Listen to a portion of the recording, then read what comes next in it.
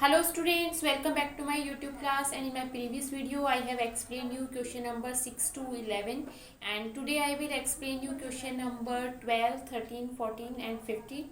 So let's move to my class. So in question number 12 it is given that the rate of change of radius of an bubble is given 1 by 2, right? So let's assume that let the radius of the bubble be r, then it is given dr upon dt, means difference rate of change of radius is given what? It is given 1 by 2 centimeter per second. Clear? Now we have to calculate the volume of the bubble, rate of change of volume of the bubble, increasing rate of volume of the bubble, means we have to calculate dv upon dt. Now bubble is in the shape of sphere, so what is the volume of the sphere? We will write here, it is 4 by 3 pi r cube. Clear?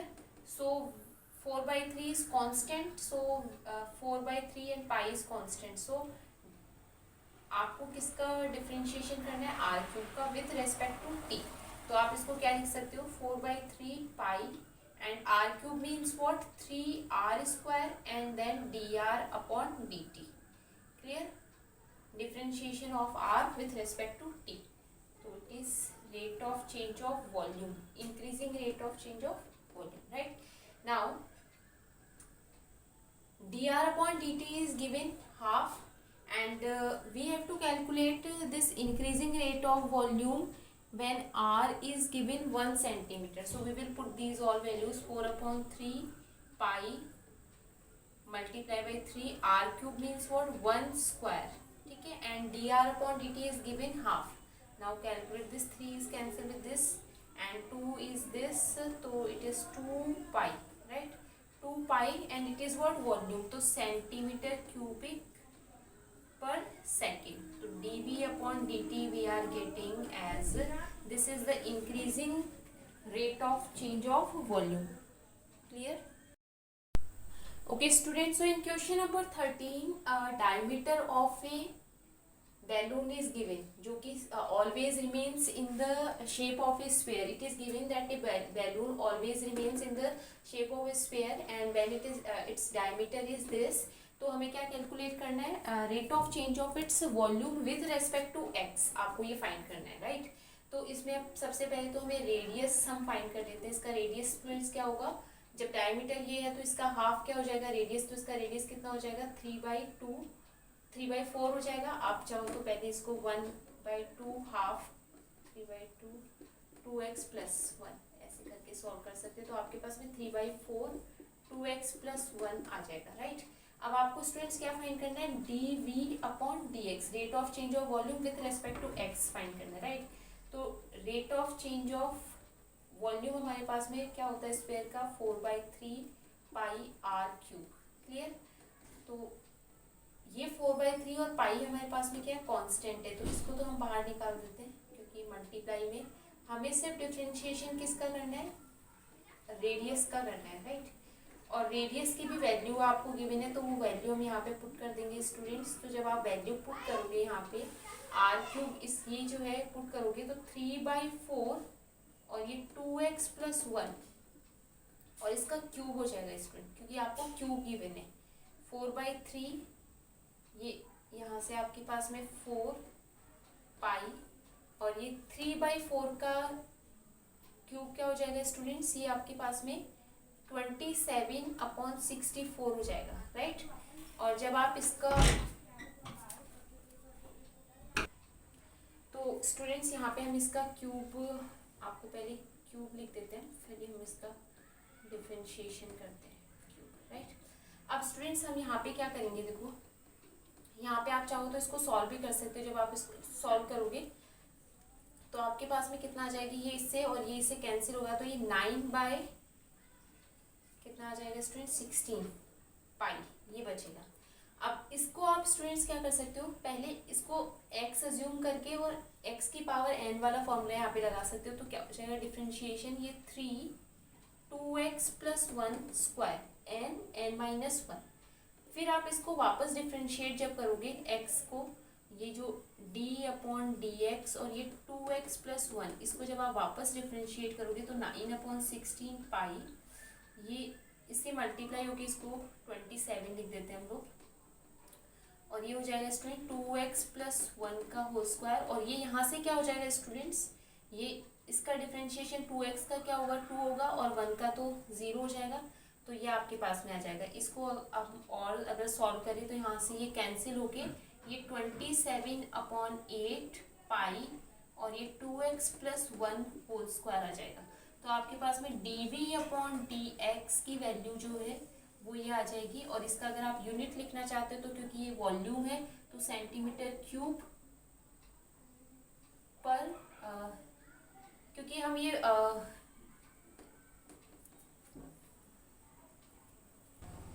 Okay students, तो इन question number 14 it is given sand is pouring from a pipe, right? Sand is pouring from a pipe and it is making a cone. This sand is making a cone, right? And the rate of pouring the sand is what given 12 centimeter cube per second. इसका मतलब क्या हुआ, centimetre cube पर second का मतलब क्या हो गया students, dv/dt, rate of volume with respect to time is given 12 centimetre cube per second, right? ये आपको गिवन है। Okay, then the falling sand form a cone, I told you, ठीक है। तो अब आपको क्या, और आपको क्या गिवन है students, the radius, this height of the cone is 1/6 of the radius of the base. तो अगर radius of the base is r तो ये हाइट कितना हो जाएगा r/6। क्लियर? अब आपको ये फाइंड करना है how fast is the height of the sand cone is increasing when the height is 4 centimetre. ठीक है, आपको क्या फाइंड करना है, dh/dt हमें फाइंड करना है, dh/dt इसमें हमें फाइंड करना है। क्लियर? अब स्टूडेंट्स देखो, हमने यहाँ पे ये जो r है वो कितना लिखा है, इसमें रिलेशन हमें गिवन था। तो अब हम ये जो आपको गिवन है इसका जो वॉल्यूम है, वॉल्यूम क्या होता है हमारे पास में कॉन का, वॉल्यूम ऑफ कॉन क्या होता है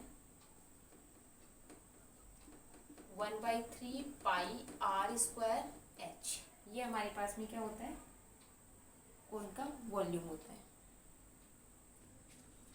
ओके स्टूडेंट्स, तो अभी हमें वॉल्यूम ऑफ कॉन क्या गिवन है, ये गिवन है। अब हम अगर इसका rate of change of volume with respect to T अगर हम फाइंड करें बाय यूजिंग दिस, तो d/dt ये 1/3 पाई r² h, ये हमारे पास में फॉर्मूला होता है, राइट? अब हम क्या करेंगे स्टूडेंट्स, ये क्योंकि हम h की वैल्यू हमें वैसे r/6 गिवन है, बट वो हम r की वैल्यू फाइंड करने के लिए हम यूज़ करेंगे, एक मिनट, ये d/dt आपको देखो स्टूडेंट्स 1/3 पाई क्या है, कांस्टेंट है, तो इसको मैं बाहर निकाल सकती हूँ, ये मैं बाहर निकाल लेती हूँ, dv/dt इक्वल ये हो जाएगा, राइट? अब r² h ये हमारे पास में क्या है, वैल्यूज है। यहाँ से आप r का अगर रिलेशन निकालना चाहते हो तो r का रिलेशन आप निकाल सकते हो। r का रिलेशन यहाँ से क्या हो सकता है स्टूडेंट, देखो हमें यहाँ पे क्या गिवन है, h इक्वल आपको क्या गिवन है, r/6 गिवन है। तो ये जो r/6 आपको गिवन है, यहाँ पे क्योंकि हमें h रखना है, क्योंकि हमें क्या फाइंड करना है, dh/dt फाइंड करना है, तो हम r को h की फॉर्म में लिख देते हैं। r की वैल्यू कितनी हो जाएगी, 6h हो जाएगी, राइट? तो हम यहाँ पे r² की वैल्यू पुट कर देते हैं 1/3 पाई d/dt। यहाँ पे r की अगर हम वैल्यू पुट करें तो कितनी आ जाएगी स्टूडेंट, 6h, और ये यहाँ 6h² और 1h पहले से, तो पहले हम इसको मल्टीप्लाई कर देते हैं, d/dt ये कितना हो जाएगा स्टूडेंट 36। तो 36 को मैं यहाँ लिख देती हूँ, और ये आपके पास में कितना हो जाएगा, h², तो h³ हो गया ये, ठीक है, ये मल्टीप्लाई हो गया। अब आप इसको डिफ्रेंशिएट कर सकते हो, तो जब आप इसको सॉल्व करोगे यहाँ से तो आपके पास में 12 पाई d/dt, इसका जब आप डिफ्रेंशिएशन करोगे स्टूडेंट तो तो आपके पास में कितना आ जाएगा 3h² एंड dh/dt, और dh/dt हमें स्टूडेंट्स क्या करना है, फाइंड करना है। तो आपको जब dh/dt फाइंड करना है तो हम क्या कर सकते हैं, ये dh/dt को हम एक तरफ लेते हैं क्योंकि dv/dt की वैल्यू हमें गिवन है। तो हम क्या करेंगे, ये dh/dt की अगर मैं वैल्यू निकालूँ तो इसकी वैल्यू हमारे पास में क्या आएगी, dv/dt मल्टीप्लाई, ये जब इस तरफ आप लेके आओगे इस टर्म को तो ये स्टूडेंट्स क्या हो जाएगा, ये 1/12 पाई, एंड ये भी मल्टीप्लाई होके आप इसको 48 लिख सकते हो, 48 पाई h² लिख सकते हो, राइट। h² की वैल्यू स्टूडेंट्स आपको क्या गिवन है, सॉरी ये 38 36 आया, सॉरी स्टूडेंट्स यहाँ पे ये 1/36 आएगा, मैंने 48 लिख दिया, 36 पाई h² आएगा। अब आप ये जो वैल्यू है ये वैल्यू यहाँ पे पुट कर सकते हो, dv/dx की वैल्यू में कितनी गिवन है, 12 गिवन है, ये 1/36 पाई, और h की वैल्यू स्टूडेंट्स हमें क्या गिवन है, 4 गिवन है, तो यहाँ पे हम 4² लिख सकते हैं, राइट। जब आप इसको सॉल्व करोगे तो ये 12 3 आ जाएगा, और जब इसको मल्टीप्लाई करोगे तो ये 1/48 पाई आ जाएगा, राइट। तो ये हमारे पास में क्या आ जाएगा स्टूडेंट, dh/dt की वैल्यू जो है वो हमारे पास में क्या आ जाएगी students, 1/48 pi, means rate of change of height, height का जो रेट है चेंज होने का, जब आप इसमें जो सैंड जो पोर होगा तो हमारे पास में 1/48 पाई होगा, clear. Okay, so thank you very much students for watching me. Today I have explained you question number 12, 13 and 14 of exercise 6.1, and I hope कि आपको समझ में आए होंगे। And if you want to ask any question and if you want to ask any query, then you can write or drop in the comment box. I will try to give you solution. And if you like my channel, then please like it, share it and subscribe it.